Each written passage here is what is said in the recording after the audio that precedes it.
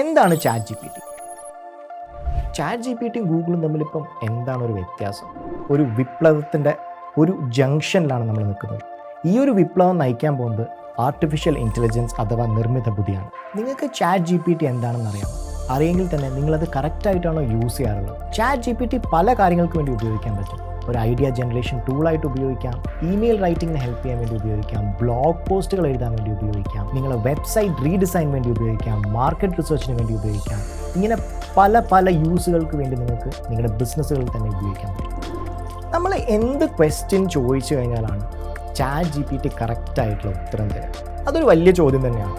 കാരണം നമ്മൾ പലർക്കും ആക്ച്വലി അറിയില്ല എന്ത് ചോദിക്കണം, എങ്ങനെ ചോദിക്കണം എന്നുള്ളത്. ഇതുകൊണ്ട് തന്നെയാണ് നമുക്ക് ആ ടൂൾ ശരിക്കും വൃത്തിയായിട്ട് അല്ലെങ്കിൽ വളരെ ഭംഗിയായിട്ട് ഉപയോഗിക്കാൻ പറ്റാത്തത്.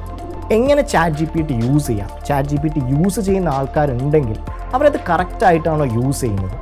എങ്ങനെയൊക്കെ നമുക്കിത് കറക്റ്റായിട്ട് യൂസ് ചെയ്തതിൻ്റെ മാക്സിമം പൊട്ടൻഷ്യൽ എടുക്കാൻ പറ്റും? പിന്നെ നമ്മൾ ഈ chat G P T use ചെയ്യുമ്പോൾ ശ്രദ്ധിക്കേണ്ട കാര്യങ്ങൾ എന്തൊക്കെയാണ്? ചാറ്റ് ജി പി ടി പോലുള്ള ബാക്കിയുള്ള പ്രോഡക്റ്റ്സ് എന്തൊക്കെയാണ്? നിങ്ങളൊരു ഓൺട്രപ്രണറോ ബിസിനസ് ഓണറോ ആണെങ്കിൽ തീർച്ചയായും നിങ്ങൾ ചാറ്റ് ജി പി ടി എന്താണെന്ന് അറിഞ്ഞിരിക്കേണ്ടതാണ്. അതുകൊണ്ട് തന്നെ ചാറ്റ് ജി പി ടിയുടെ ഈ കോഴ്സ് നിങ്ങൾക്ക് തീർച്ചയായും ഹെൽപ്ഫുൾ ആയിരിക്കും. So let's get started.